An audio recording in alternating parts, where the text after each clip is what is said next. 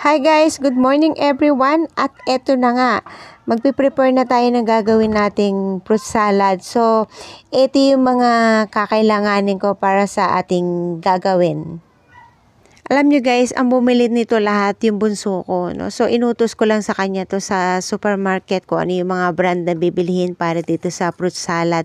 Kasi syempre, meron din akong brand na yun yung gusto kong ginagamit lagi. So, syempre, hindi mawawala tong sago kasi favorite ko to. Tsaka yung kids, gusto nila yung may maraming sago.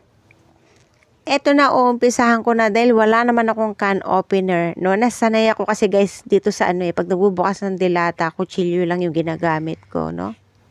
Ang gagawin ko lang dito guys, syempre, i-drain ko lang maigi para hindi kasama yung pinaka syrup. Pero yung syrup nito guys, gagamitin ko to kasi ito bali yung gagawin kong pinaka liquid ng gulaman. Para yung gulaman ko, may flavor na, may lasa na. So, hindi mo na kailangan lagyan ng sugar. So guys, niluto ko lang to. Tsaka ito guys, kung gusto nyo ng medyo mas matigas yung gulaman nyo, untian nyo yung tubig. So anyway, habang pinapalamig ko yung aking gulaman, so ito na, meron ako ditong cheese, hihiwain ko lang to ng maliliit. Pagkatapos, syempre, lalagyan natin guys ng kaong. So, gagawin natin, syempre, i-drain ko rin yung kaong para hindi masabaw. So, lalagay ko na yung kaong. And then, syempre, hindi mawawala yung nata de coco.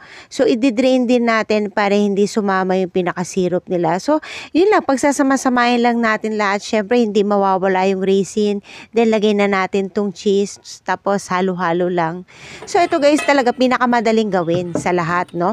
So, ito na, malamig na yung aking gulaman. So, hihiwain ko lang to. Kung mapapansin nyo, konti lang, no? Konti lang talaga yung nilagay kong pinaka-liquid kasi ang gusto kong texture ng gulaman, yung medyo, yung medyo makunat-kunat.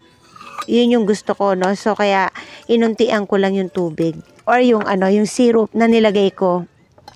Isa talaga tong salad sa pinakamadaling gawin or pinakamadaling ihanda sa lahat kasi, ang gagawin mo lang dito, paghahalo-haluin mo lang lahat ng ingredients. So, kung may niluto man ako guys, ito lang gulaman kasi nga gusto ko nang may gulaman yung aking fruit salad. So, pagkatapos nito, ilalagay ko na yung condensed milk. Syempre, yung condensed milk ko, Jersey. Not sponsored, pero syempre, brand ko na yan ever since na nakilala ko si Jersey kasi nga masarap si Jersey. So, shout out naman. So, pati syempre yung aking all-purpose cream, Jersey din yung tatak niyan, guys. So, guys, kung mapapansin nyo, ganito ako magbukas ng, ng all-purpose cream. Kasi para masimot ko lahat. So, ganyan yung isa sa, katangian ng, ng Pilipino. Alam niyo naman tayo masinop tayo eh. So, sayang. Kaya kailangan simutin natin lahat kasi ang mahal-mahal na ngayon ng all-purpose cream, no? So, kaya kailangan tayo, masinop, 'di ba? So, syempre pagkatapos nito, hahaluin lang natin muna. So, guys, kung mapapansin nyo, hindi ko muna nilagay yung apple. So, nilagay ko muna lahat yung ingredients bago ko ilalagay yung apple. Iuhuli ko kasi nga, yung apple kasi guys, nangingitim. So, kaya ang ginawa ko dito, nilagay ko muna lahat ng ingredients bago ko ilalagay yung apple, pati yung saging, no? Pati yung banana. So, huli talaga siya sa lahat kasi nga nangingitim yan, kaya hindi ko inuna. So, syempre, lalagyan ko pa ng isang condensed milk. Hindi ko talaga kasi binibiglang nilalagay lahat. Kasi syempre, tinitikman ko muna yung lasa, no? Kasi ayoko ng sobrang tamis. So, syempre, tinikman ko muna din, pinatikman ko sa kids kung okay na. Kung medyo matabang, tsaka ako ulit mag-a-add ng condensed milk. So, eto na guys, yung pinaka-last, lalagyan ko na ng banana. So, kaya isa rin to sa last na nilalagay ko kasi nga para rin tong yung apple nangingitim. So, yan na, tapos na to. So, hinalo-halo ko lang maigi at pagkatapos isasalin na natin dito sa mga container. Then, ilalagay ko na sa fridge. Syempre, palalamigin na natin kasi syempre ang salad, masarap ang fruit salad pag malamig na malamig. O, di ba napakadali lang. So, anyway guys, before anything else, no, before I ended this video na napaka-iksi lang, magte-thank you po muna ako sa inyong lahat, no. Maraming salamat po sa matyagang panonood sa aking channel.